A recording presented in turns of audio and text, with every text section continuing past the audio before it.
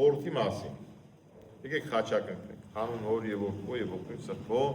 ամեն։ Թող են ամեն վատը մեզանից հեռու գնա խաչակնքվելով, որտեղ խաչակնքվելը Տիրոջ զորության նշան է, ինքը մեծ զորություններ է գործում։ Կոչվում է Գալստյան Կիրակի։ Երկու գալուստների մասին է խոսքը, չնայած եւս երրորդ գալուստը կա, որը որ դրա մասին այս բանը չեմ խոսվի, մեկ ուրիշ անգամ խոսեմ շատ երկար չլինելու համար։ Առաջի գալուստը Քրիստոսի գալուստն էր աշխարհ։ Այդ մասին մարգարեությունների մեջ գրված է։ Մինչև Քրիստոսի աշխարհ գալը գրված է, որ պիտի գա, պիտի չարչարվի, պիտի մանուկը ծնվի, պիտի Էմանուել անունը դնեն։ Շատ բաներ է գրված իր մասին, որ հրաշքներ պիտի տեղ ունենան, բժշկություններ տեղի պիտի ունենան։ Եվ Քրիստոս գալիս է, դրա մասին է խոսքը։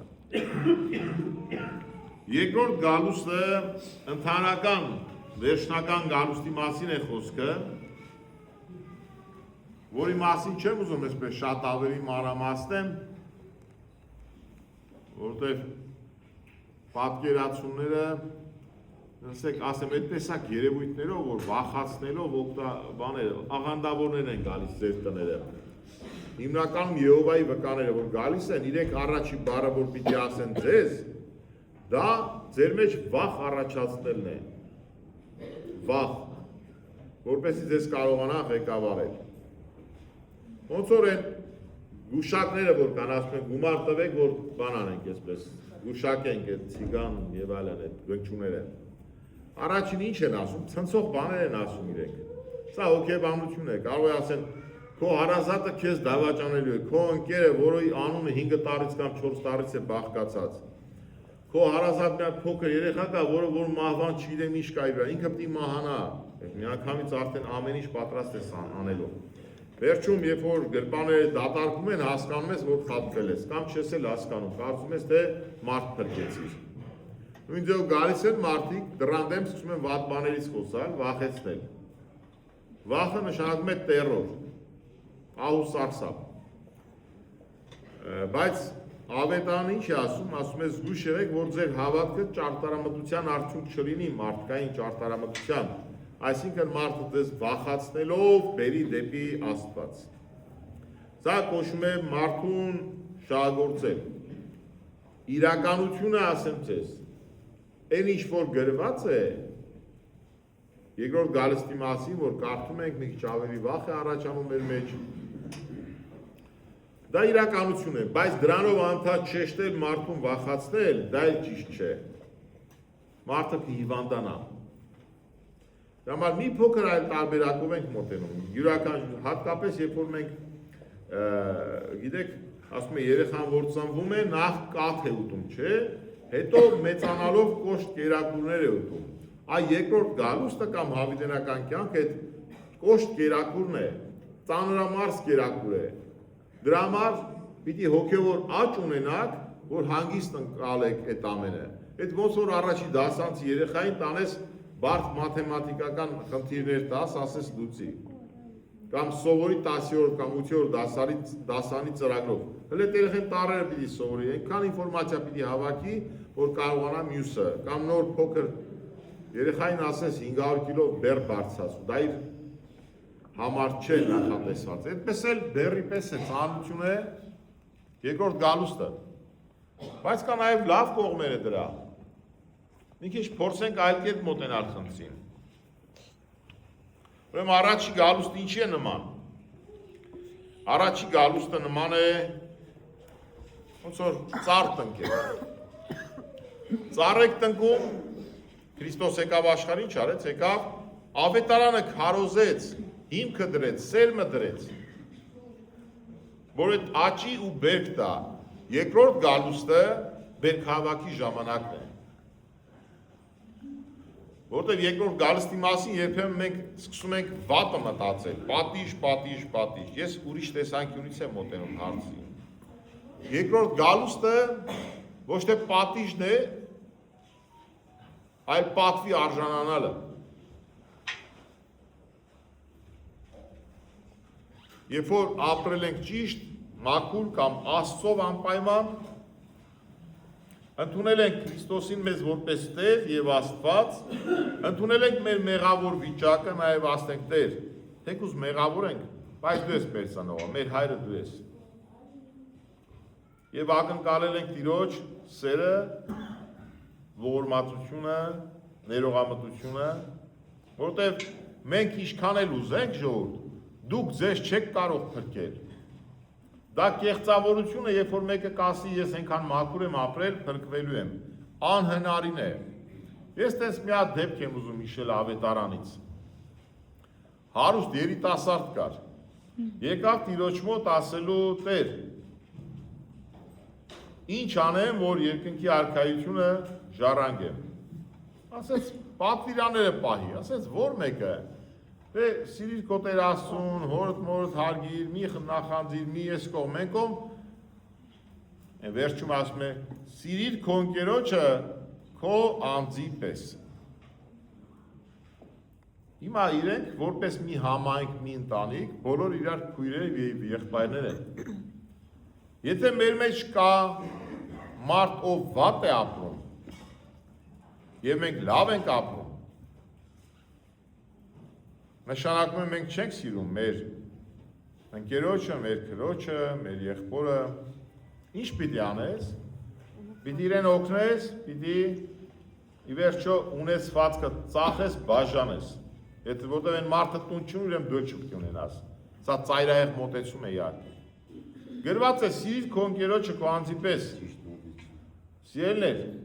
այս պատվիրանը անհնար է կատարել։ Դրա Քրիստոս ասում է սիրիր քո ընկերոջը քո անձի պես, ասած այդ ամենը կատարել եմ։ Ասես դե որ տենց է գնա ունեցվածքը ծախի բաժանի աղքատներին ու արի իմ հետևից, երկու առաջարկ արեց։ Ասած այդ որ ասում ես պահել եմ սիրիր քո ընկերոջ պատվիրանը, դա չես կարող կատարել, ոչ մեկ չի կարող կատարել, կամ շատ քչերը կարող են կատարել, որտեղ անտուն կդառնան դրանից հետո։ Երկրորդն էլ աշակերտության կոչ արեց, ասաց արի դարձի աշակերտ, առաքյալ դարձի։ Իհարկե ինքը չգիտենք, չի ասում այդ մասին։ Ամենայն հավանականությամբ հետո չեկա, որտեղ ասում է տրտնելով գնաց, որտեղ շատ հարուստ էր, նեղվեց, որտեղ գումարի շատ գումար ուներ, ինչ կերպ բաժանել այդ ամեն ինչը տարուիշների։ Այսինքն մարդը չի կարող ինքը նույնիսկ պատվիրանները, օրենքները կատարելով փրկվել։ Սա պարզ օրինակ էր, որ ժողովուրդ մենք չենք փրկվում, մենք չենք փրկում ինքներս մեզ։ Մի մասը մենք ենք անում մեր փրկության գործը, մնացած մասը Աստված իր ներողամտությամբ։ Այնպես որ երբեք չմեծամտանանք հանկարծ, որ մենք կարող ենք ապահովել մեր փրկությունը։ Շատ լավ, հիմա տեսեք, մենք այսօր պահքի մեջ ենք ժողովուրդ, պահքը սկսել ենք, դա ինչ է իրենից ենթադրում, նման է առաջի գալուստին, որտեղ Քրիստոս ինչ արեց առաջի գալուստով, եկավ ավետարանը սովորեցրեց, նոր կարգեր, նոր օրենքներ, փոփոխություններ բերեց Քրիստոս, փրկության ծրագրի մեջ փոփոխություն բերեց։ Մեծ պահք ինչ է, մեր կյանքում փոփոխություններ են։ Շատ լավ։ Այդ փոփոխությունը, որ արեց Տերը, այդ փոփոխությունը արդյունք պիտի տա։ Երկրորդ գալուստը պիտի գա այդ արդյունքը տեսնի։ Այդ պտուղը պիտի քարի։ Հիմա մեր կյանքում երի նորից պահք ինչի համար է, որ մեր կյանքում փոփոխություններ լինեն եւ դրանք մշտական լինեն։ Այսինքն, եթե այս տարի մենք հրաժարվել ենք ծխելուց,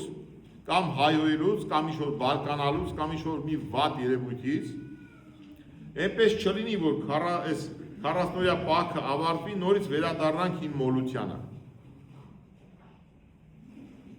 Արդեն 20-ին մենք պտուղ չենք տվել։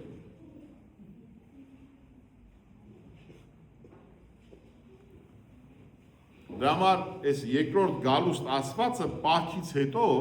մեր փոփոխված կյանքն է, ժողովուրդ, պահքը նրա համար է, որ ամեն տարի ձեզ կատարելագործեք, ամեն տարի ձեր ձեզ դեպի լավը տանեք։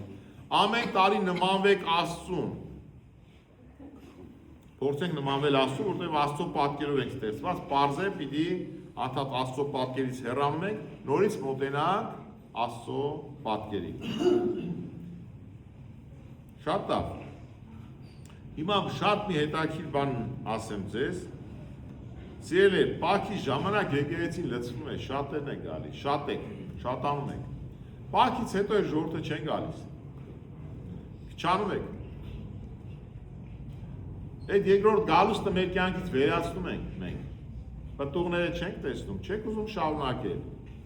Ես ամեն տարի ինչի համար զատիկ անցնում եմ, տեսնում եմ, որ մարդիկ քիչ են գալիս եկեղեցի։ Ժողովուրդ, շաբաթվա մեջ այդ 2 ժամը կամ 3 ժամը ձեր հոգևոր աճի, ձեր խաղաղության, ձեր աղոթքի նվիրվելու, Աստծո հետ շփվելու, ի վերջո կիրակին կիրակի դարձնելու իմաստով,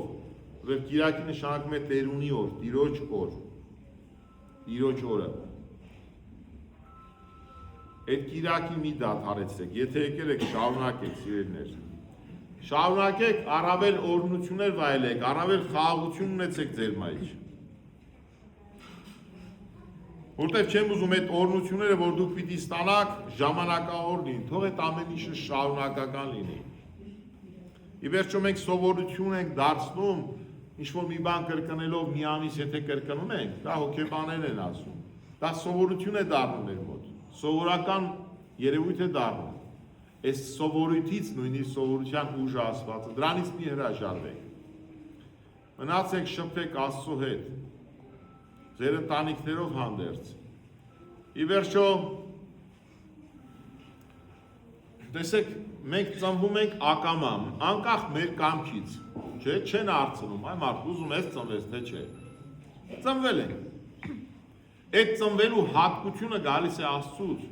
այդ սերնդագործելու հնարավորությունը առաջի կնոջը որ տրվեց Եվային, եւ ինչ էր կոչվում Եվա, թարգմանություն նշանակում է կյանք, կենդանություն, կյանք այսինքն սերնդագործություն, շարունակություն է համարվում, թարգմանությունը շարունակություն է նշանակում։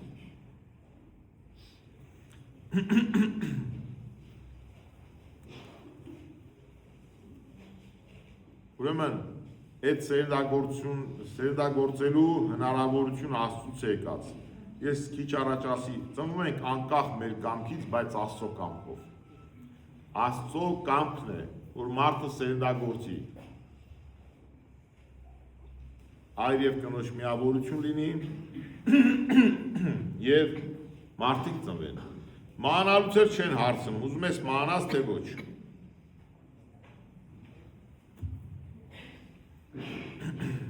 Էլի ակամա կարելի ասել։ Ու մեր մեջ ամենամեծ վախը որ կար, վախն է մահվան հանդեպ, որ մարդը մահանալու է, դա մեծ վախ է, բայց ովքեր դեպի Աստված են եկել, իրենք հաղթարել են այդ վախը, որտեղ մահվանից հետո գալու է հատուցման պահը, եկեք լավ տեսանկյունից մոտենանք, բարիք ես գործել, բարություն պիտի ստանաս Աստծուց։ Սխալ բան չեմ ասում, հարցին հակառակ կողմից եմ մոտենում, չեմ ասում վատն ես արել, վատն ես ստանալու։ Լավն եք արել, լավն եք ստանալու։ Վստահ եմ, որ մեր մեջ կա այդ ձգտումը լավ անելու, բայց երբեմն ճանապարհների սխալներ են լինում, մոլություններ են լինում, ժողովուրդ, այդ մոլություններից հրաժարվել է պետք։ Մոլություն ասեմ, մոլորություն, այդ մշտական մեղքն է, նա ծխելը մոլություն է, մոլուցք է դա։ Եվ կան մեղքեր, որ ակամա գործվում են։ Այդ ակամա գործվող մեղքերի մասին չէ, հիմնականում մոլությունների մասին է խոսքը։ Որ դրանցից կտրվեք, այս Պասխի ընթացք օգտագործել եք մոլություններից հրաժարվելու համար, նորից չգնաք, Պասխից հետո ծխեք, նորից չգնաք ինչ-որ վատ բաներ անեք։ Ի վերջո, մահվանից առավել վատ է Աստծուն չտեսնելը։ Որ ասում ենք հավիտենական տանջանք կամ այ Աստծուն չտեսնելը ավելի վատ է, քան թե մահը։ Բայց քանի որ Տերն ասաց, ես հաղթեցի մահվանը, մեր Տերը Հիսուս Քրիստոսն է, մենք իր աշակերտները, բոլորս իր շարունակողները, խոսքը պահողները, լավ կամ վատ, շատ թե քիչ, սիրելով Աստծուն, վստահելով Տիրոջը, հույս ունենք փրկության։ Ես չեմ ասում փրկված ենք ուղիղ իմաստով, այսօրվա իմաստով։ Տարբեր իմաստներ ունի այդ բառակապակցությունը։ Մեր հույսը Տերն է եւ այդ հույսը ասում է, երբեք չի ամաչեցնում։ Չի ամաչեցնելու մեզ։ Այնպես որ Տիրոջով եղեք, Տիրոջով շարժվեք, փոխօրնությունները անպակասին են, դեպի լավ փոփոխություններ, այսպես։ Այնպես որ երբ որ տունդ մարդ է գալիս, չասես դերավ կգա տունը կմաքրեմ, եթե եկավ տունդ մաքուր չէ, խայտարակ պիտի լինես։ Եթե տունդ մաքուր է, ամեն ժամի կարող է քո տունը հյուր գալ։ Այդպես էլ Տերն է։ Տիրոջ գալուստը շատերը ասում են, այս թվին պիտի լինի այն թվին, որոշ ժամանակներ առաջ, անցավ այդ ժամանակները, 90-ականներին ասում են, մարդիկ դեռևս հոգևորի մասին, լավ գաղափար չունեին, հետո 2000-ականների հիմա էլ կանելի ասողներ ավելի քիչ, որ այս ինչ թվականի պիտի գա, կամ լիքը աղանդավորականներ կային, որ թվեր էին ասում,